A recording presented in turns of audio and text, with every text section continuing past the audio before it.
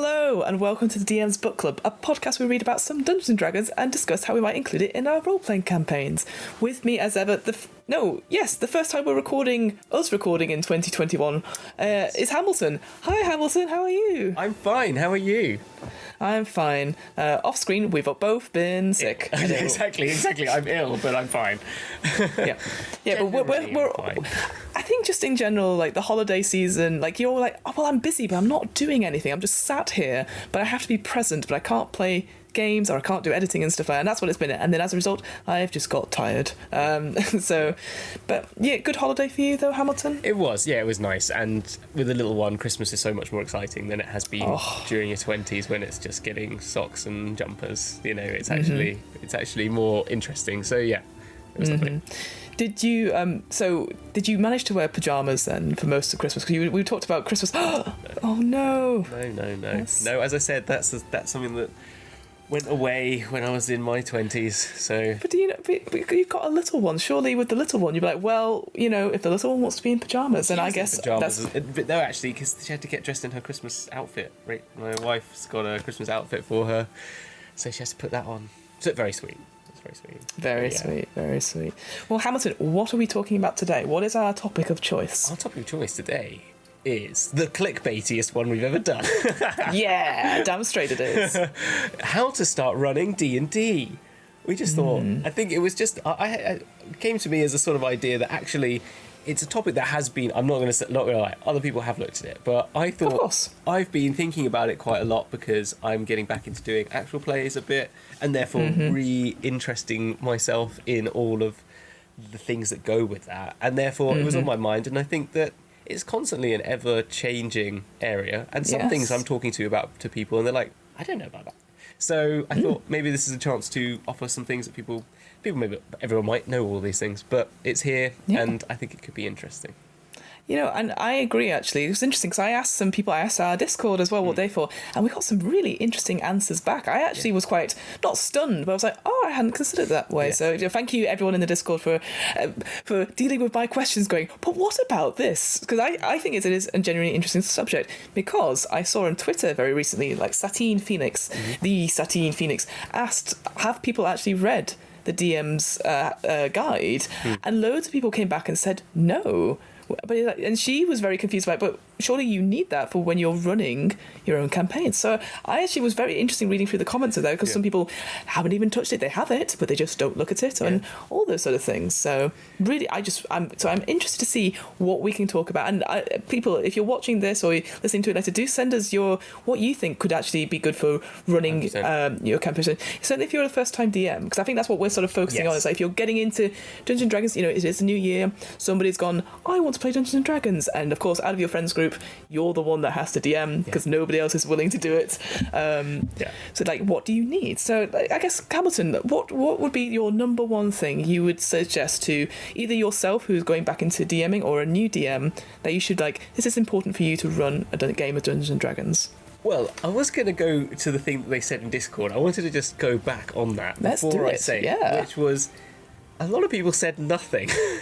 Yes. Pretty much, which I thought was really interesting. And I think because there is so much out there on the internet, you just Google any rule, anything like that, then you don't need it. You know, you don't technically need to buy any of the books we were talking in particular, because, there's the wikis, there's everything like that for all the lore and all that stuff. So I just wanted to point, I think there is a point that you could try and get away with making D&D based off, I think something you wanted to talk about in particular was the basic rules. Is that right? Yes, that's right. So it was very interesting when people saying, like, I have the book, but just because, which blew my mind slightly. But then again, as I said to you just off camera, when I started DMing, I also didn't read the Dungeon Master's Guide. I just knew the rules from the basic rules supplement. So when we're talking about this, Wizards of the Coast had released under the Open Gaming license the basic rules. So it's a 180-paged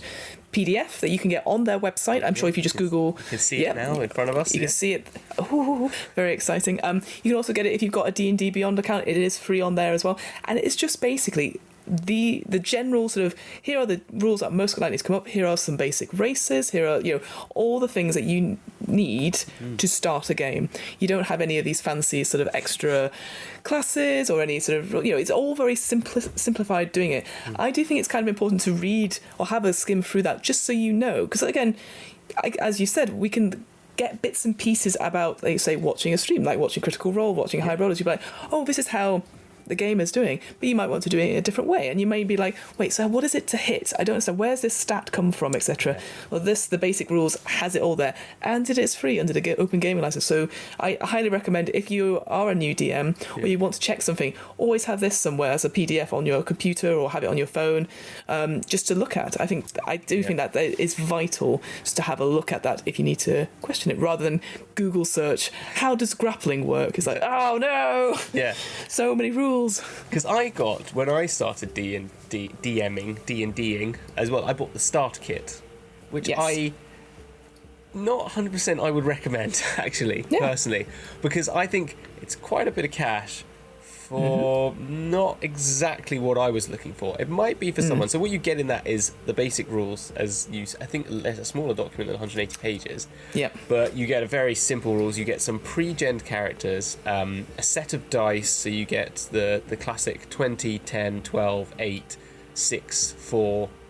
And that's it. Yeah, you don't even get. I don't think you get 100. I don't remember getting 100. I think that's the only one I have only got one D10 in. I think. And it's the horrible purple with the white dice, the classic dice, which I don't think are pretty enough in this day and age, because dice can be prettier. But I thought that it. Yeah, as I said, I thought I got it, and I thought, actually this isn't telling me enough of the information. This thing online actually gives you a lot more basis and background to actually how the game plays in more detail and stuff like that. But yeah, so as the only thing I wouldn't recommend, I think if you were going to go for that, buy yourself either Player's Handbook. Yes, not... Basically, yes. I'd say. But it's not... I wouldn't say it's meaty enough. But yes, this is a great resource, and I've actually never read it. I've never read the standard rules, this book, this that you recommended here. But... And maybe it's too late to go back now. No, I think you always find something new. And as we've discovered throughout DM's Book Club, is that we've gone in and gone, oh, I didn't know these things were here. Just because we've forced ourselves to go looking back at it. But I think what's interesting about the starter set, for example, because obviously there's the new starter set that's come out with rules for the sidekicks and stuff like that. So if you're just playing one DM, one player, I think what's good about it is that if you think of it not necessarily as this is D&D, I would say that it's an experience in the sense of it's a board game, right? It's just like, this is for us to sit down and do stuff. Whereas I always think D&D is more of a, well, we're going to get here regularly and build some stuff like that. If you were like, we're going to play this through as almost like an escape room box, you know, that sort of thing. You go, we play it through, we enjoy it for what it is. That could work, and it could work with, you know, families. It could work with people who aren't very confident with RPGs in general. But if you want to, you know, if you're like, I want to DM, but I want to do it my way with my world. I'm not too fussed about pre-written modules. Then absolutely, I think, basic rules. But also, as you said, the Player's Handbook. That's the first book that came out. I think most of your questions are answered by it, really. I think the only thing I would say, maybe if you wanted to make like magic items or anything like that, that is in the DM's guide. But even then, you could just make this stuff up. But I think a good understanding and something to give to your players as well, as I was sort of saying to you before, if you were helping other people make a character and in person, I would say, and you're like, oh, if you want to look up, here's the book to have a look at it and be inspired by like, oh, actually I want to play a monk, what do you think about that? And just be able to look through rather than just go, here's a PDF. I don't know about you, Hamilton. Well, you're probably better at this than I. When I open a PDF and it's like 400 pages, I'm like, ugh. Whereas a book, I'm easily able to go through. My Player's Handbook is. I have no idea where it is because it's been don't need it. I don't even need it. It's just somewhere. I've got one. I've got one in physical it's somewhere. Format. I don't get. See, I'm not a physical book buyer that much because I've already got. If I kept buying books, I'd run out of shelves. So it's not a problem. It's like a problem for me anyway. And so, but the Player's Handbook is the one I bought, and I've got it here on D&D Beyond as well. But when we were playing in person, it was the book that the DM really had with him all the time. We all had our own version as well, and it was just a great little book that I'd have the pages like tabbed with little tabs for what's relevant to my character, and. But it gives you enough, as you said, it's not just about, it gives you stuff about the personality and the classes and the races, but it also tells you all about the equipment you pretty much need. So all values and stuff that you need as a DM are pretty much in there as well. Tells you about adventuring, spellcasting combat and all that sort of stuff. I think what you gain in the DM's the Dungeon Master's Guide really is more like how to make a campaign, how to home through everything, which if you're starting out in D&D and that's where you want to go, it's a great resource for it. But I would just say if you're starting out in D&D and you're not and you want to test the waters, I'd get a pre-done adventure. I'm not going to say there is a definite adventure you have to get, because I think you could, and it doesn't have to be from Wizards of the Coast even. The DM's Guild or Drive Through RPG or whichever variant of that you want to use, or Kobold Press or anything like that, go to them. And they are a great resource where you can just, and all of them, to buy a pre-gen game, and that will give you all the monsters you need as well, generally. You don't need any extras. No, I agree. I think going back to that, actually, like pre-written adventures, I mean, I'm a massive fan of them as well. But if you're like, I don't want to get like, I know, the famous Curse of Strahd or Wild Beyond the Witchlight, because obviously those are big things, and you feel like, I'm not sure if this is going to work for a, one-off, like, 'cause that's the thing, you don't want to invest so much, and then your players go, actually, I don't want to play this, or anything like that, because we've all had that. One thing I would suggest, if you wanted a pre-written adventure, but you weren't sure what to go, on DM's Guild, they have Adventure League modules, so these are the modules that they run in the game stores and stuff like that. Recently, they've had loads of ones for, Feywild stuff, which I think we briefly talked about it before, the Wild Beyond the Witchlight, which are perfectly crafted for like 2 or 3 hours, but for people who are just new to running, being a DM and stuff like that. So I'd recommend looking at those up. And I think those are pay what you want, or at least they're like $5 or something like that. And that's nothing for, like, again, a game in a box, an evening, playing it through, trying these things out, and it being, not having to memorize rules or not having to learn so much stuff. Like, that's always been my thing, is when you see it doesn't happen very often on streams now. I think people get better at it, but I always think there's nothing worse than going, I need to check the rule, and then spending 3 or 4 minutes doing it. Certainly watching people on stream, that's very boring, but if you're a player as well, if you're not doing anything, if it's not your turn, you switch off a little bit. And I think as a DM, there's always that, but I want to make sure everyone's enjoying it and engaging yourself. I think go for it. Well, with that then, is there an adventure that you would recommend? Of the published adventures, let's like simplify it then, or if you've got a particular one. But if we were going to say of the published adventures, you said like you're starting in D&D. What is the adventure you would say like this is the one? This is the adventure that's a good starter. Like, is it the classic, just the Lost Mines of Pendalva or whatever it is, or is it something else? Phandalin, yeah. Phandelver. Is it Phandalin? Okay. Phandelver, but I think it's Phandalin. It doesn't matter. We always get the pronunciations wrong anyway. Interesting. So that was the first adventure I played in, right? And that was, and again, I think it's as a generic. You go on your way. Oh, but you're ambushed, and there's a cave and stuff. It hits all those story beats. So again, if you're going through the motions, that's really good. What I would actually recommend is actually the one shot I sent to you.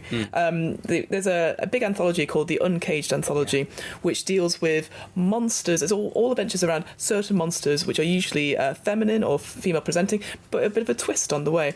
And certainly the first volume of that, or first couple of volumes of that, even the first, they have adventures all the way up to level 20, but the first couple of that, there's like the Night Watch, which involves sirens and harpies and all that sort of thing. The one I quite liked was the one that was inspired by Little Mermaid. It was essentially based in Dragon Heist, not Dragon Heist, Waterdeep.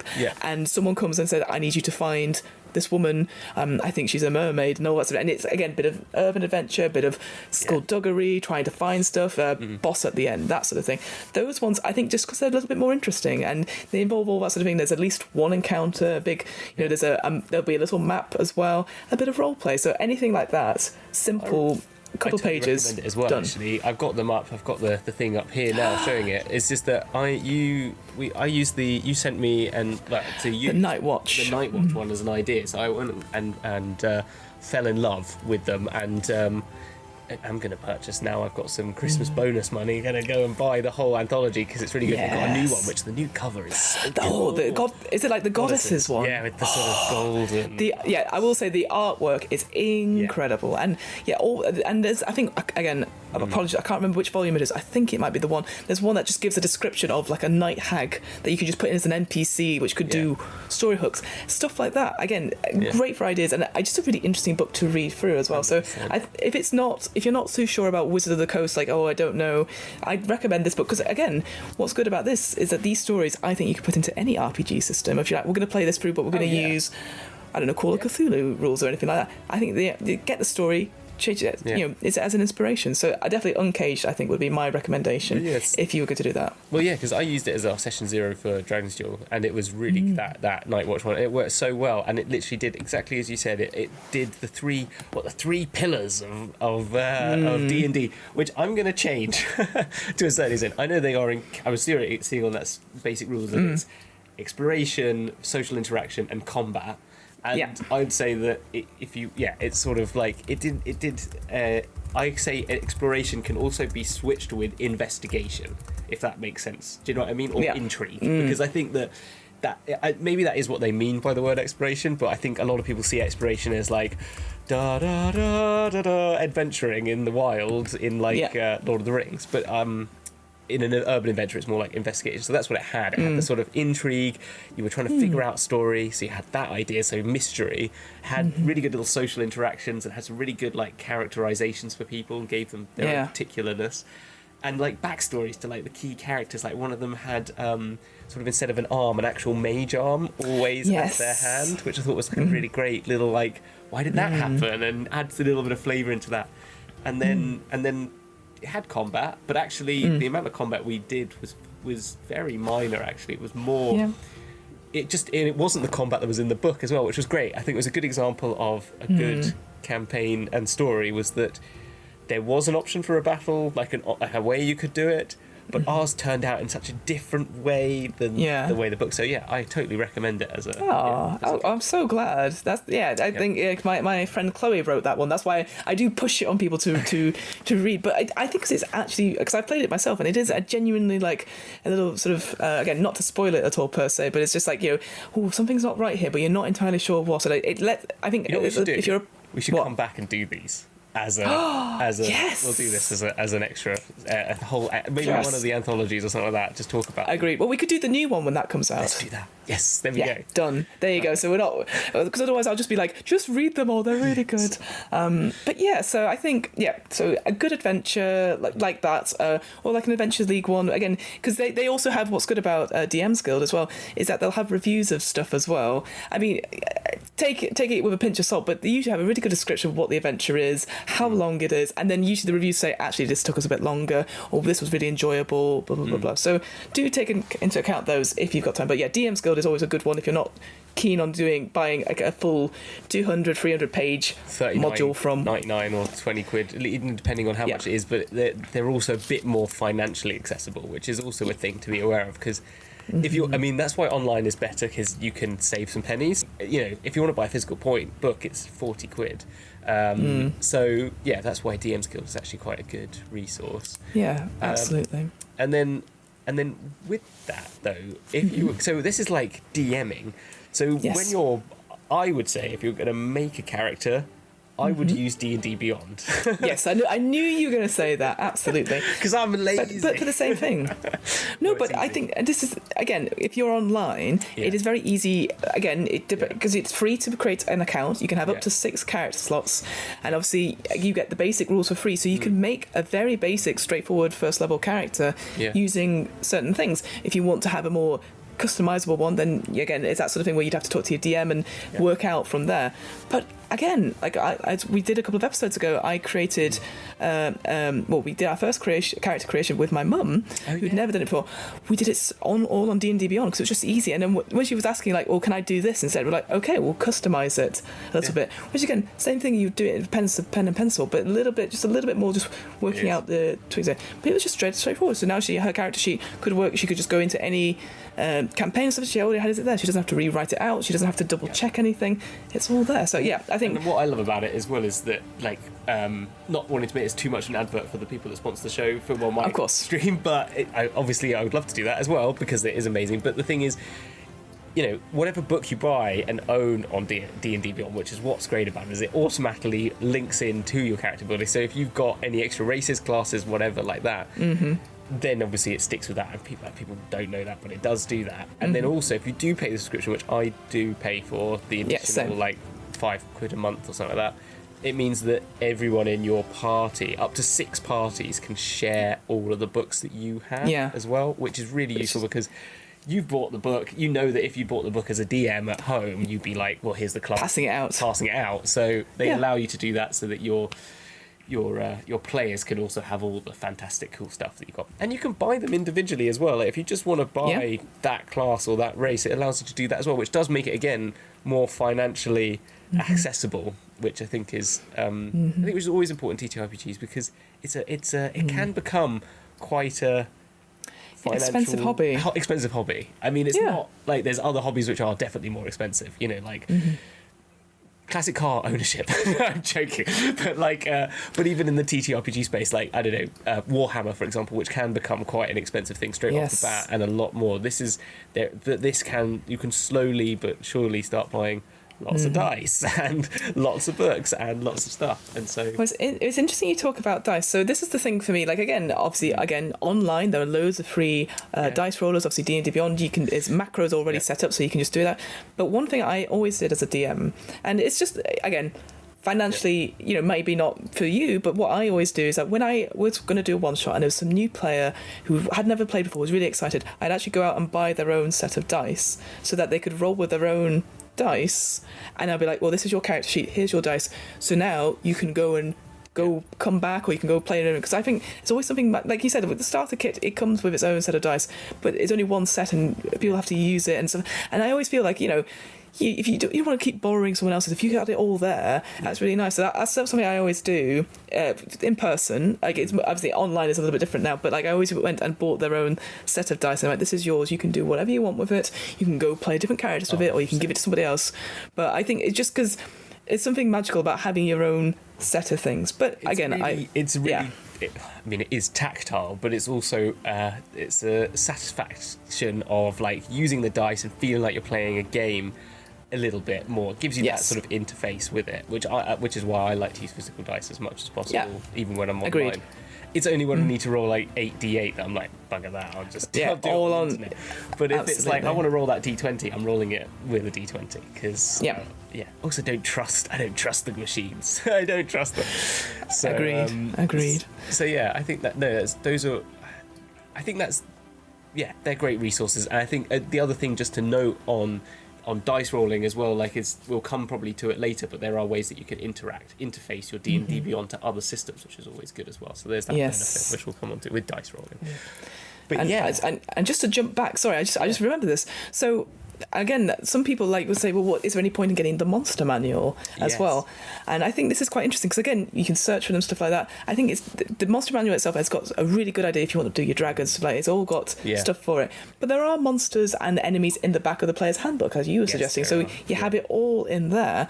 But I would say there are other homebrew stuff out there. Again, it's maybe spending a bit more money than you want to, but there's the Tome of Beasts by Wolfgang Bauer or something like that, and creature codexes and stuff like that, massive stuff, but they're all monsters that can be put into any system. So if you were going to do Pathfinder or any sort of fantasy thing, it's there. It has all the general stats, and you just do it. So if you wanted to have some different inspiration, I'd actually recommend those. The sort of Tome of Beasts, I think, is that series, and Creature Codexes by that one. So that was the only thing I was going to say. It's something a bit different than the monster manual if you were looking for something different. And that's actually something else I wanted to add in as well for all of this, and even just DM's Guild, not even on DM's Guild and all that stuff. There are people making stuff all the darn time on the time. So the other thing, I think, if you're going to start running D&D, and I think I said this actually when I was talking to Derek the other day, was get yourself on the community, however that is. I think Reddit, Twitter. I mean, I hear Facebook is a dangerous place to touch, but I never go there anymore. I never really go there. It feels like the Wild West, but but it might be fine. But I think and get involved in there, and you'll find lots of resources there anyway. But if you just search, there's people making so many different classes, subclasses, and stuff like that, and just chucking them out there, which are great fun. And some are stupid, some are actually highly intelligent, really. And the stupid ones are sometimes highly intelligent as well. I don't mean it like that, but like as in someone's made all the Transformers as a class or something like that. But some of them are just like really, really great ones out there that you just think that you can just get, and monsters and statting them up and all this sort of stuff. So just worth just doing all that sort of stuff in addition.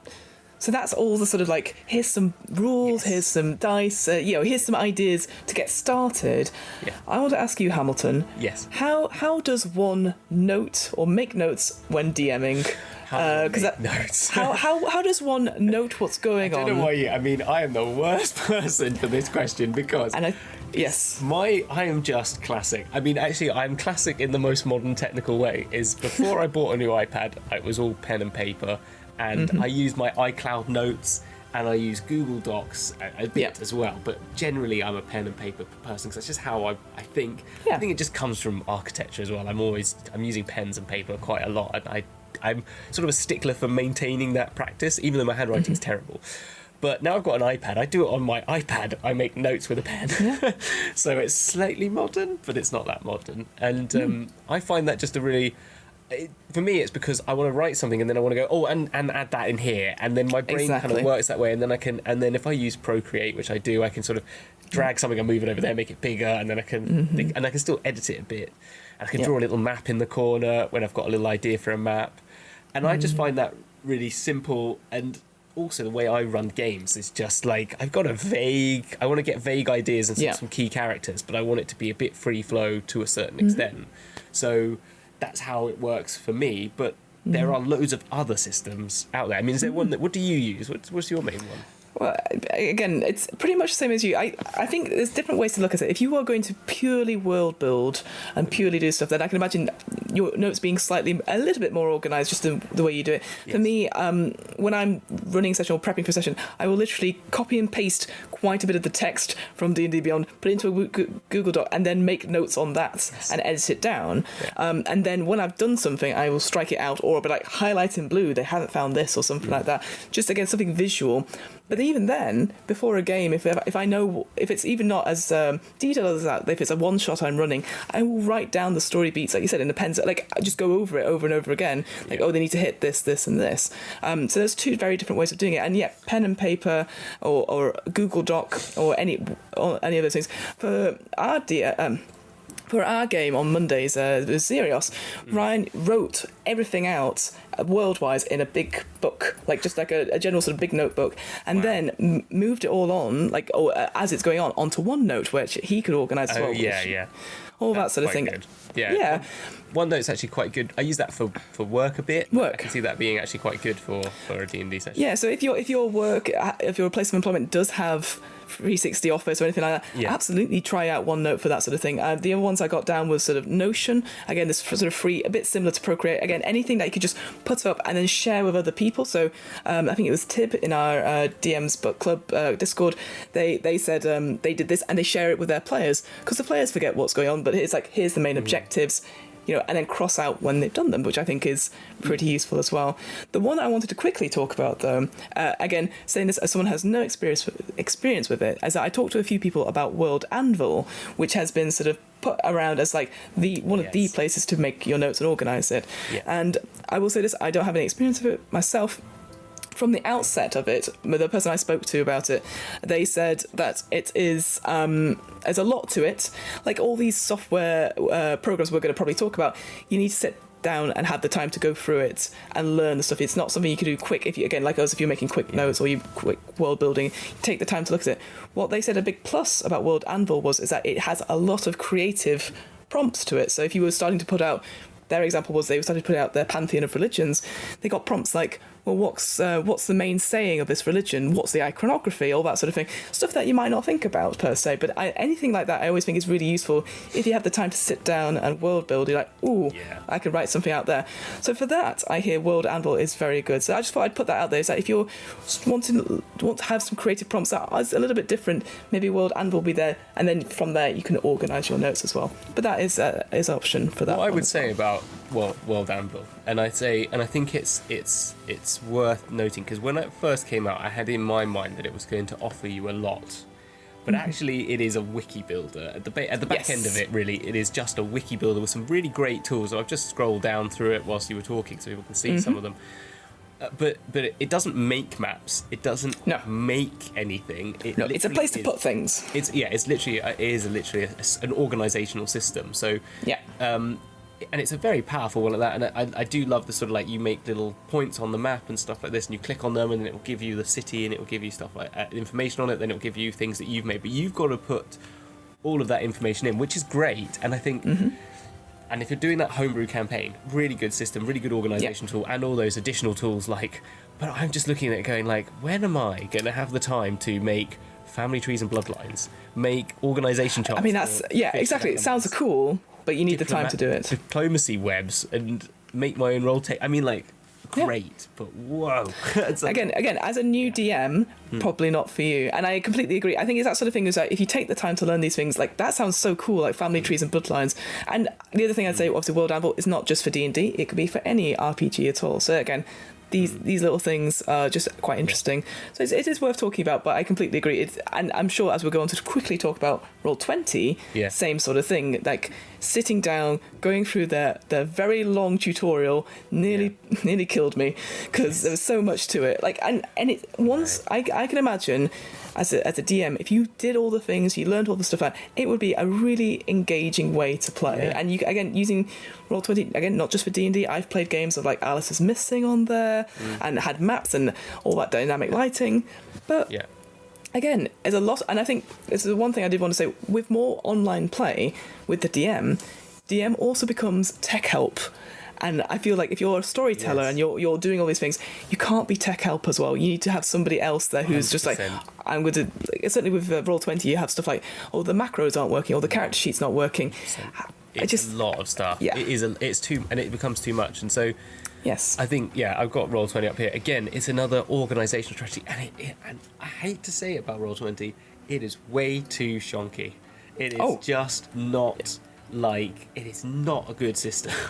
Its back end is actually really bad, and therefore using it's not user friendly at all. It's so not user friendly. It's not clear, and I think there are better ones out there. I think there are better this level of quality out there. I think Dungeon Fog seems to be a big one that people are really going on about at the moment. The one that I think both you and I really love. I knew this was coming. A VTT is, and it's just like, there is nothing more simple, and it just does exactly what it says in the tin, and it's getting better and better by the day, because you can now roll dice in it, is Owlbear Rodeo. Here it is. So beautiful, easy to use. Like, you just go, want to start a game? Yeah, I'll start a game. All right, I'll do that. I create a password or not. That's fine. Just start that. Okay. All right. Upload a map. So I could just... I'm just gonna use one of their base ones. Use the free one. Use the free one now. So you get a map. There's a square. There's those grids. It's done. If you would just literally up the map, you tell how many grid sizes it is. It's very simple. And then you just drag some tokens over. And then you can just go, there we are, they're there. That's and you can always upload your... Again, I know Roll20 does this, but you can easily upload tokens. You can upload tokens really well. You can draw on the map. I want to do some weird drawings. I don't know why. I want to measure the distance. Oh, that's 20 feet. That's easy. I want to create a fog of war. I can even do that by just literally just doing this. This is all fog. It's done. Yeah, so if you had like a pre-gen map from, say, if Wizard of Ghosts, like say the Death House or something like that, which is something I did, have it all up there, have it all hidden, and then reveal it. It was just, for me, it took me maybe 20 minutes of setup in Owlbear just to make sure everything was right, and be like, okay, here's the enemies that are hidden. And I know you could do the exact same thing with Roll20. I've done it with Roll20. Exactly. It took me at least 3 times longer to do that. Exactly. So if you are a DM who has a map and you're like, I want to show them, but I'm not sure, do have a play around with Owlbear Rodeo, because it is, I genuinely think it is one of the most simplistic, easy to use, and player friendly as well. Like you can have other players come into it and move their own tokens around and all that sort of thing. I know, and they just load in. As I said, you've got a dice roller in there now. Yes, I've just started using, and I'm just showing that now. It's a bit wonky because my computer's got a lot open at the moment, but it's working a little better than I'm showing it now. And as I said, uploading tokens, and it does keep information if you save a game and you log in, and it's really easy to send invites. And you can. What I did was that you can save it and then export that data as some sort of file. Yes. A month later, upload it again, and it's all set there. Like, it's really, so useful. And you're someone as well who does What Am I Rolling, which has got guest people on. I do Dragon's Duel, which has a lot of guest people on, so which aren't like regular players for me, and so I just go, you ask people, you even people at the beginning said, so do you know Roll20? I don't know Roll20. Half people don't know Roll20, so you're like, no. Well, that's that out of the draw. Yeah, thank God. Yeah, but if I say Owlbear Radio and I put this in front of someone, they're like, oh, so it's just a video game, so I just literally just pick that and move it. Oh, okay, that's easy. I just want to move it there, and it's so simple. It's done. Yeah. So that's us fully endorsing Owlbear Radio. And they have some really sweet how-to videos as well. I would recommend. They really do actually, yeah. And I like the artwork for them as well. We like them. Okay, we get it. Why don't you marry it, etc. The only thing that you need then for all of these is a map making ability to get. Oh, look at that segue! Whoa, smooth. Whoa. All right, what have you got then, map-wise? Well, I'm going to give two resources. Actually, I've thought of another one, but the one I'm going to give off the bat is Incarnate or Incarnate, however you pronounce it.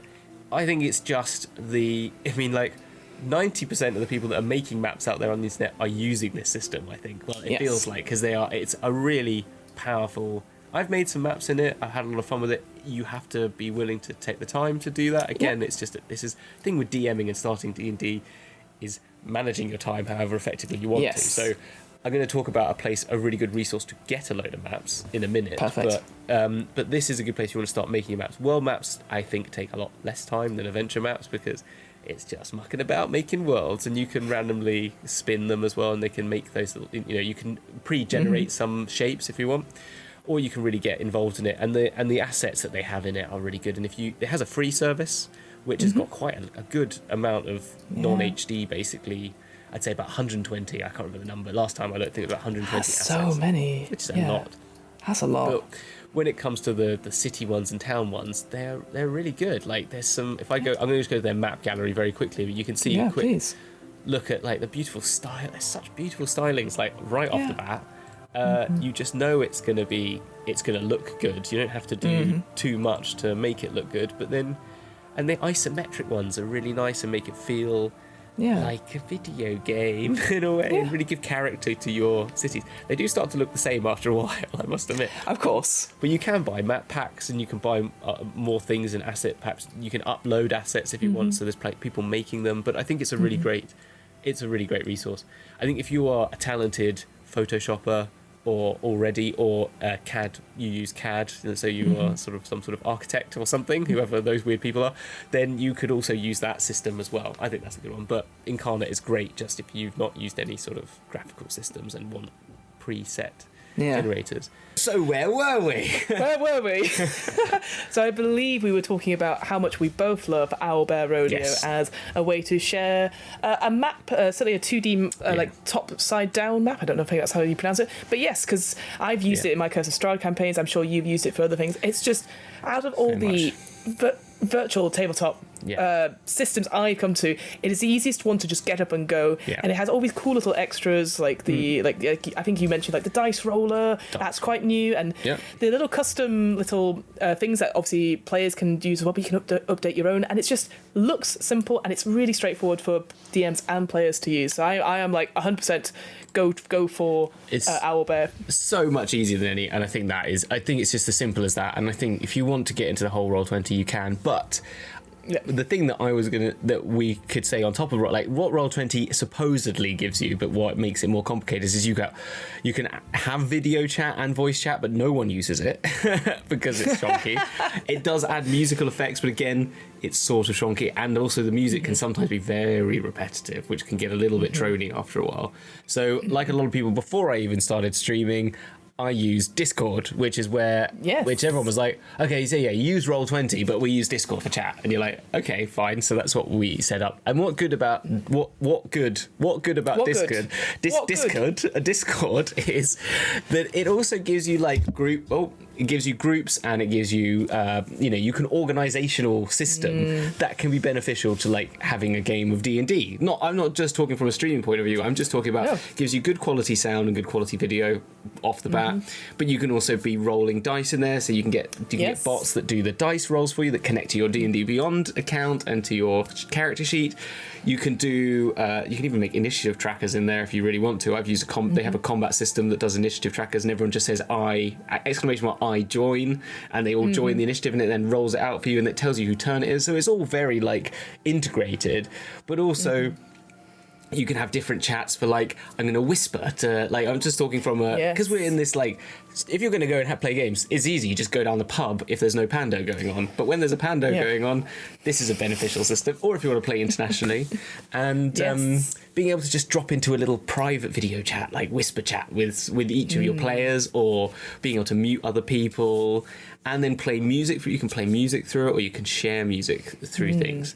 So I really recommend Discord. If you don't know about Discord, there's loads. I'm not going to give you a tutorial, but there's loads of good tutorials, and it is great. Yes. And you can just be back and forth with your backstories, and you could be sending all your, like little, like we're doing for Dragon's Duel, just like I've got a little separate talk with each of the characters. Yes. And I'm just in there just going like, hey, what about this with your backstory? I just saw this, or just chucking them a bit of information and them chucking me something back. And it's really useful. So, and it's all stored there. That's exactly what I was going to point out, because I know in Roll20 you do have it, but you have to scroll up loads of ways. And you do the same on Discord as well. But I just think it's a lot easier because you don't have to launch into the game. You don't have to you can just go to that channel and search quite easily as well. Exactly. So I think Discord works really well, and I think Discord also works well if you were just doing it via text. Now I know this is going back a bit, but obviously there used to be forums where you would just type. Do the adventure by typing and no audio at all. This is very easy to do with Discord as well. Exactly. So you could easily just type out stuff, and like you said, get bots to roll dice and stuff. Like. So if people aren't comfortable with being on screen, like I've done lots of audio stuff where it's just been me on the video, which is totally fine because I'm very vain. But I could just stare at myself and just like la la la. But I do think it's if people are just like really struggling with because they don't like the sound of their own voice or anything like that, then try the text one out. We've done it. There's a RPG called Alice is Missing, which is all done silently over what would have been WhatsApp or a text. They've got it now for Discord, and it's so much fun to play because you just sit in silence for an hour and a half messaging people randomly, and it gets very, very intense and stuff like that. So again, if you want to try something like that that's not necessarily D&D related, Alice is Missing, this Discord server has ghosts in it, all that sort of thing. It's well, there's also I think loads Discord of play by post Discord servers as well. I've been a part of Tales of the Tavern RPG, which is like a very big play-by-post sort of like community. There's there's a few of them. Like that's the only one. Tavern Tales, I think, is the one I remember. But there's also like you just Google them. There are a lot of them. The thing I was going so that's good with Discord. The other thing I was going to say about like sharing music is watch together. I didn't mention this. I forgot to mention this to Fiona, but it's a system. It's basically go on there, watch together, and you can basically set up a room, and it will share the same video on Vimeo, Twitch, YouTube, and SoundCloud. So you can use all of those things, and you just share the link, and whatever you press play on in YouTube, it will play that to whoever's on their browser. Oh, useful! Really good. I use that for games when we do Dragon's Duel, I put post effects on for music, or if we're doing it live, the music's going live out, but then the others can't hear that music because I'm the only one who can hear it. So I will set up a watch together where I've put in like a playlist of songs. I kind of know ones I can go to. Good shout outs for Gloria Templum if you want some epic music. Like they've got ones called Demons and Villains and Heroes and Gods and stuff like that, and they're all great epic ones. If you want some 80s cyberpunk music, I recommend White Bat Audio. They've got loads. They're all and White Bat Audio is all just you could royalty free. You just need to say their name. So I use a couple of their tracks on Dragon's Duel. Because I just by mentioning that White Bat Audio and all our tech stuff is in there, and but yeah, watch together is great, and it's also great if you want to watch a YouTube video or a Vimeo video. I was going to say, together. I 100% want to do that. Yeah. So that's it goes on to an interesting point. So we just mentioned music briefly there. So when you're Hamilton, your opinion, if you're starting out as just a DM, not streaming any of your games, not recording of them as experts that we are. What would you say if a DM wanted to use music in their game or wasn't sure whether they should or not? Well, I think that's a good starting point, I'd say. I think music is a great atmospheric thing. I think it helps a lot. I think it's a really easily high quality thing you can give to people that is available on the internet very readily. I'm someone, when I play games at home, who's very much like, and what I'm going to be doing for Dragon's Duel as well, is I use images and music, less maps. I'm not really a maps and Roll20 person. It's only Albert Rodeo that's actually got me into it. But I would be like, I'll find some really epic art. I'll spend time finding art that fits like scenes that I think work for what I'm like. 'Cause there's so much great artists out there, you know. And if I could afford to have them do it for Dragon's Duel, I would. But for now, it's just behind the scenes. But yeah, I think that and music is really good. And I think using this system, finding good YouTube tracks, there's hour-long, 4-hour-long, 10-hour-long versions of all the Skyrim music or all the Witcher music or all that sort of stuff that you know that can sort of get you in that mindset of an RPG, you know, give you that fantasy, you know, or Lord of the Rings or Star Wars, whatever you want. And you can, you know, I remember when I did an epic dragon battle with one of my home games, and I found a 1-hour mix of Fate of the Duel of the Fates, and I just played. Very cool. So like they were just like creeping along, and then I just like started like going, and then I'm just gonna change the music, and it was like da da da da, and they were like, okay, right, I'm ready, you know, like, and it was just epic because it was like the music just brings so much to it. So I'd recommend this as a first base because it's free. Do you know what I mean? Yes. And then if you want to start spending money, other people to find on YouTube, I said Gloria Templum are really good. That's Gloriae, then Templum. Dark Fantasy Studios. Yeah, I have a couple of them. Which both of us have, and the music you hear in the background right now is Dark Fantasy Studio. We both bought them individually in a fanatical bundle, which was something I was going to mention to you there, which is like if you do want stuff that you may want to put out there, you want some royalties for it, I don't know, you can buy them, but there's a lot, like Fanatical do like big bundles for 100% royalty free music. I've got one up here I'm showing now at the moment. They've got a new one.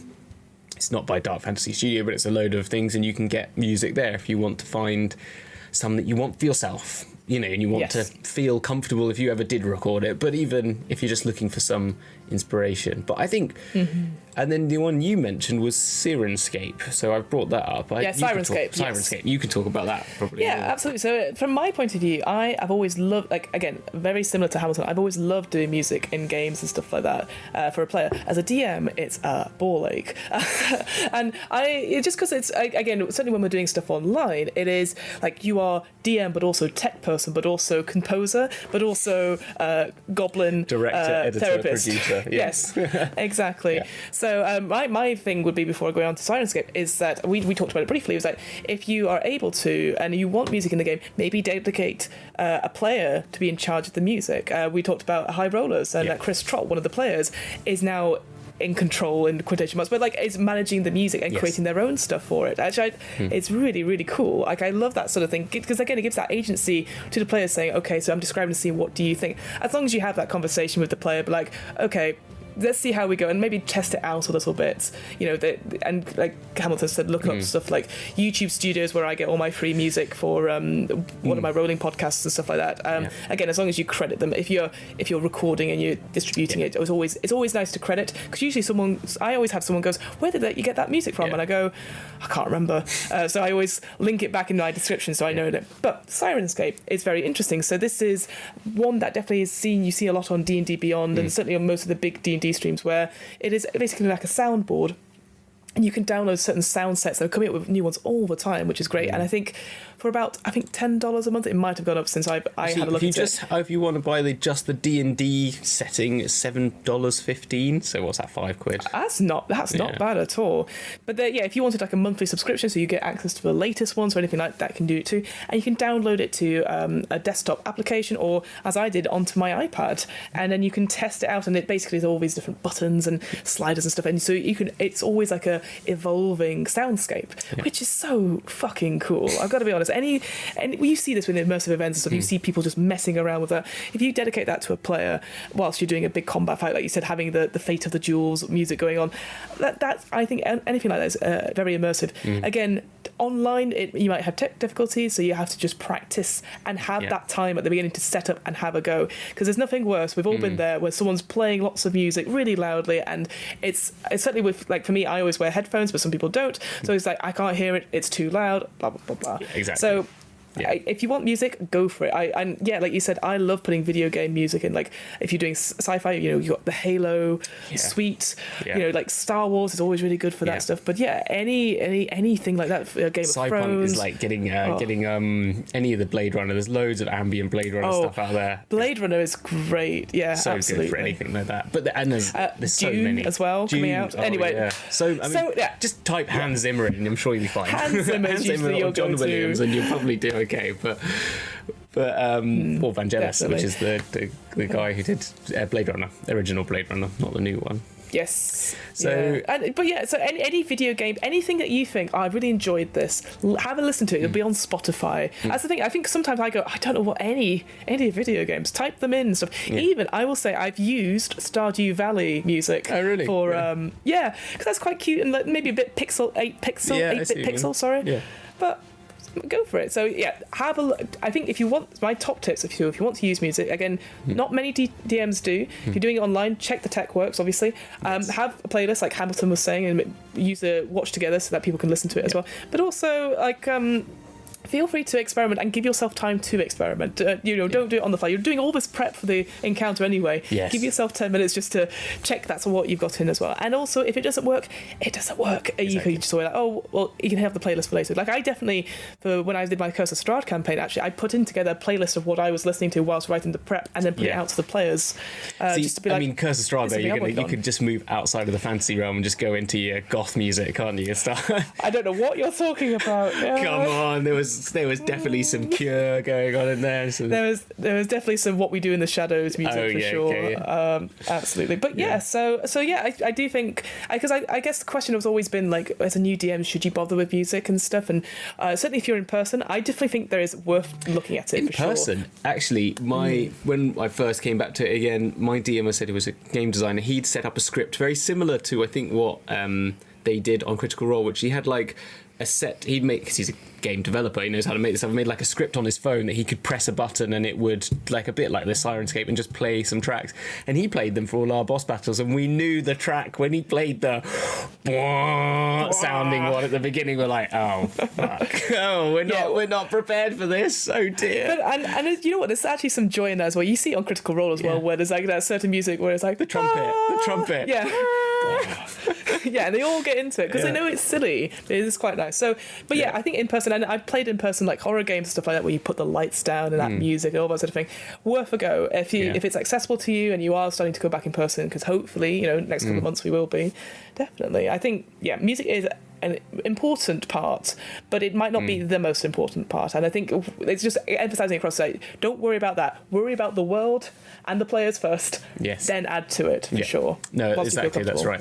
And I think that is the process you should go by, if you know what I mean. Exactly. Mm-hmm. Yeah. Definitely. Is there any other things that you think, Hamilton, like optional extras? Good resource. I mean, if you want maps, I bought this amazing set, and I don't want to talk about it because I think it's incredible, and I think they're really good, and they're really nice. Like, I messaged them saying, "Oh, I really liked it," and they came back to me and said, "Oh, I'm glad to." They just seem really nice people. So I'm just going to say that they are really good. $80 for 940 battle maps, and if it's your first purchase, you get 15 or 20 or 30% off. I can't remember what it is. That's pretty good. 15% off, so that's 50 quid. It basically becomes 50 quid at the end of it. But 940 maps, it's actually pretty incredible. I'm going to quickly show them. I'm sure they don't mind me showing them off. They're on their Seafoot Games, they're called. And you get a free map every month. You could join their Patreon and get them as well. But pretty good. Like, they're pretty good quality. I don't know. Yeah. Go. I'm just going through a few of them now. They're like, they're big maps, as well as a mixture of big maps. There's like whole city, town. There's a big spider one. Oh no, I did it. There's like cloud city ones. There's infernal ones. They got some portal ones, and it's all.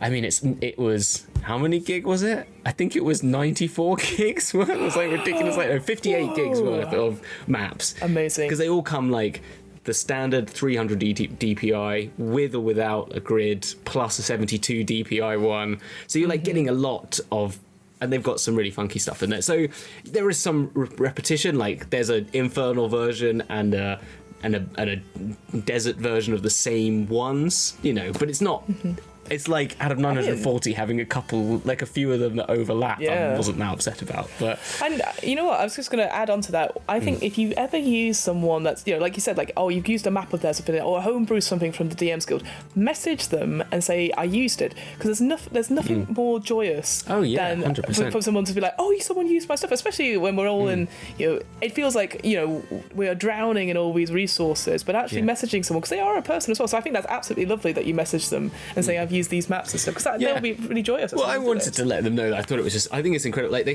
did a quarantine bundle, which is actually the smallest one, which is all their small maps, which I think is only, I just checked that now, I think it's $39, which is 520 maps. They're all small maps, like encounter maps, but they did it in the quarantine. They started it, and I clearly think they did really well. And I thought it was like, what a nice thing to do. So they seemed like nice people. So I thought, and they were. So I recommend checking them out. But there's lots, and then there are loads of great map makers out there that you can get Patreons of. You know, Maps and Quests. I'm trying to think of. I can't forget everyone's names now. And I'm like, so there's, you know, but you can go on there. You can find loads of them and join Patreons and get loads of good maps, or just buy bundles. But yeah, really good.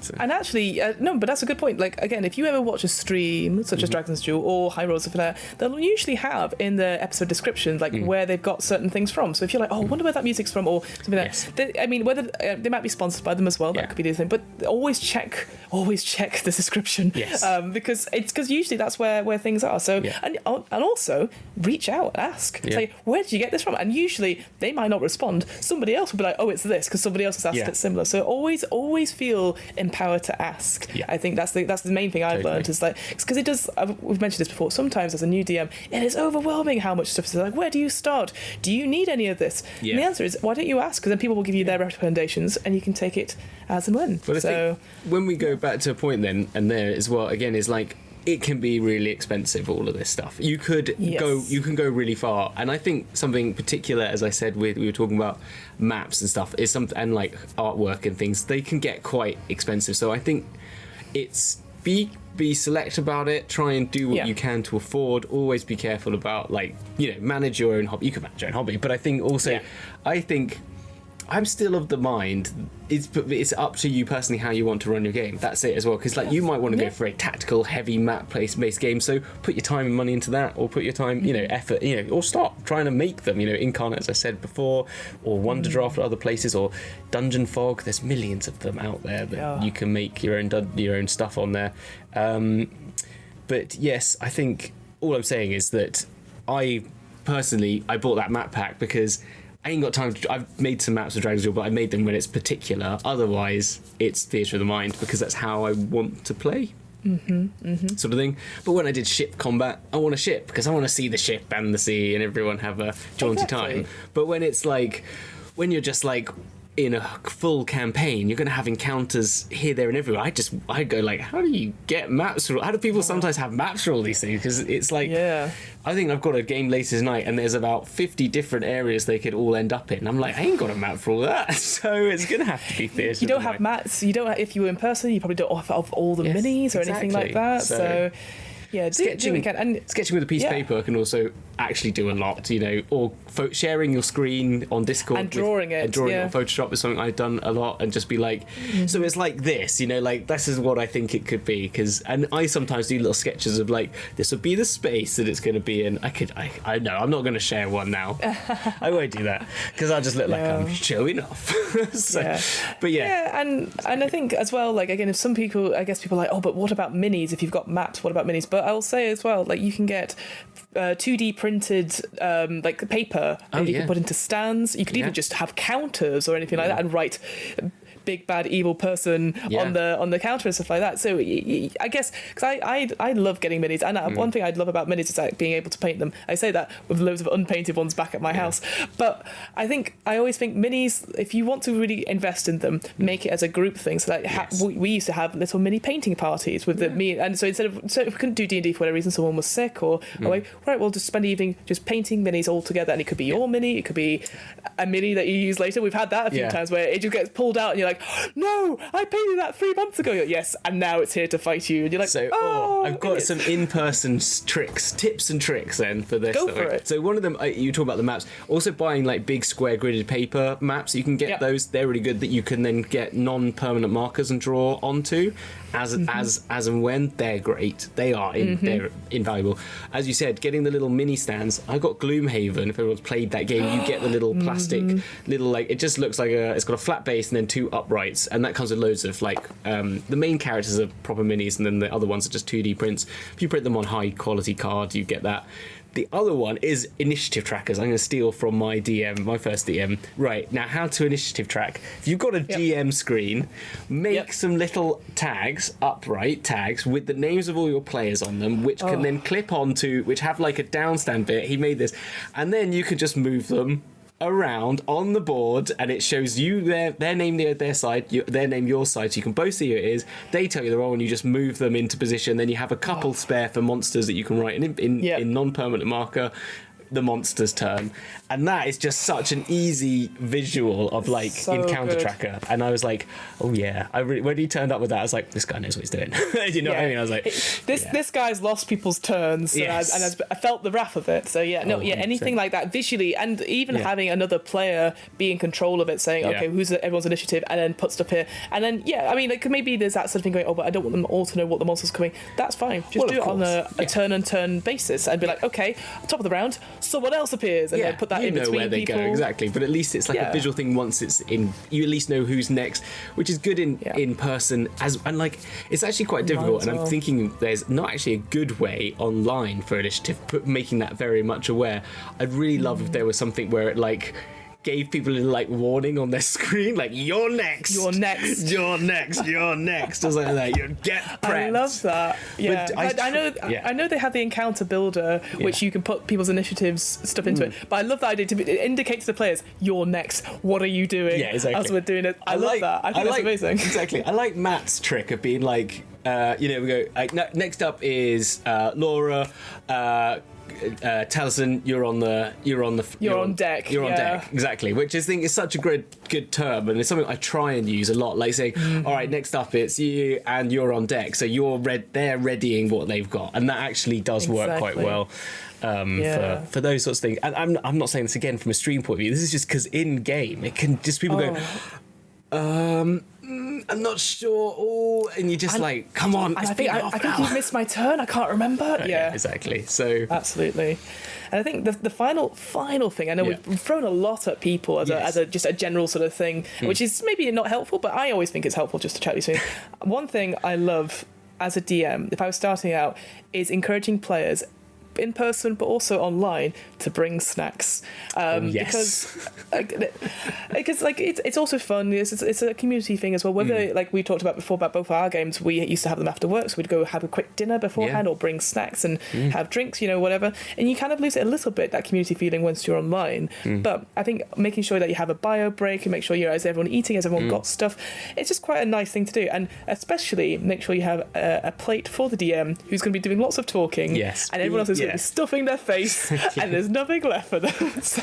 No, you should look after your DM, because they're doing so much and managing so much that Can I tell you a nice little story about snacks and online? And I'm going to take this from Kyle, who DMs our Darkest Timeline, say on the show. He did a Wheel of Time watch together thing for when Wheel of Time was on, and what he made was he came up with a recipe for simple things that everyone could make, that everyone could have at the same time when watching it. And I thought it was a really nice idea for, like, he's doing it for some games as well. Like, all right, and it was really simple. Like, it was like a guacamole, but he made it like a little bit different with some like courgette or something. I can't remember what it was that was additional. That's like, really cool. Yeah, and like made cocktails as well was another one. So doing like a themed cocktail for the night. And I know, like, in my Curse of Strahd game, we did, like, we wouldn't all buy the same beers, but we'd all be very much saying, like, what beers have we got tonight, or what drinks are we drinking tonight? So everyone was, like, aware. So, like, because I don't always drink beer, so there was a couple of times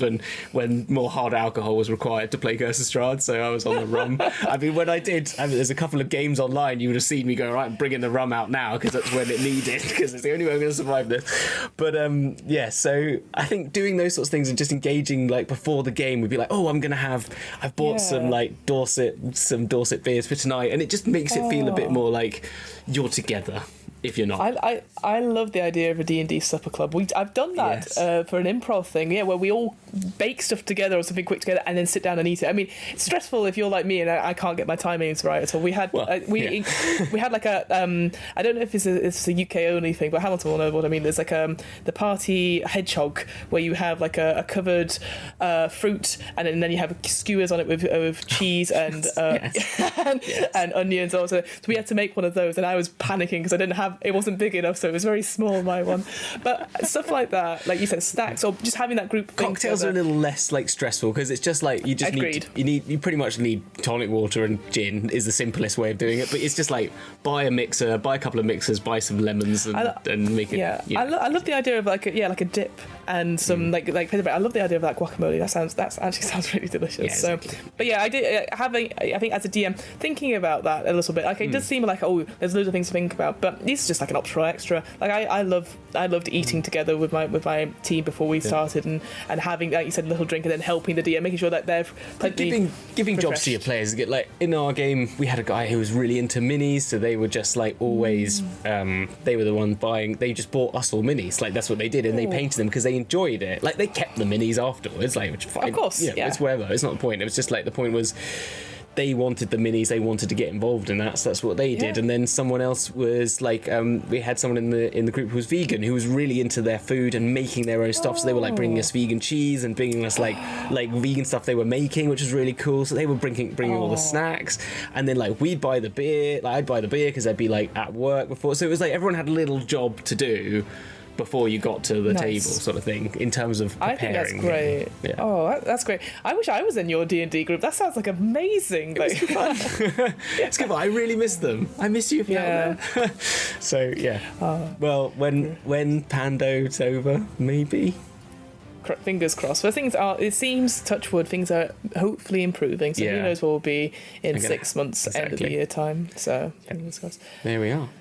Well, there you are. Fantastic. Thank you so much, Hamilton, for a really interesting topic, because I think it's one that it is overwhelming at points, but I think we've touched on bits of everything. I think it was just I think like how to start running DD maybe is not the right term. Maybe we could put that in brackets before. Here's some tips and tricks that we've learned are from running D&D that you might find useful, because it's just like there's so many of these things that I've not found. People might know all of these, every single one, but like resources out there are so many, and it's hard to trawl through all of them. That just having, I think, hopefully just giving you a few little brief tidbits on here's different ways you can play maps, here's different alternate options to Roll20, for example, or just getting a load of maps than getting an Incarnate subscription or something like that, whatever. It's just hopefully that's what it's done. So I've enjoyed it. Yeah.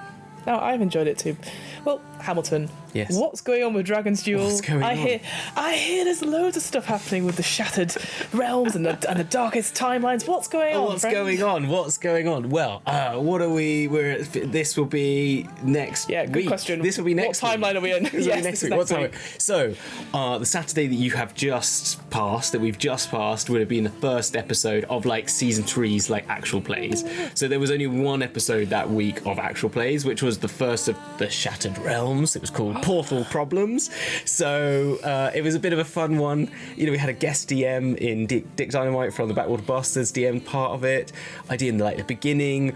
What happened is like our players would give these backstories. Epic battle with Caraptis, the big bad evil person was just like, he was fighting on the battle. They both cast they were running out of spells. He had no like legendary resistance left, so they cast a wish spell, which we found out in our backstories was given to one of our players by Asmodeus.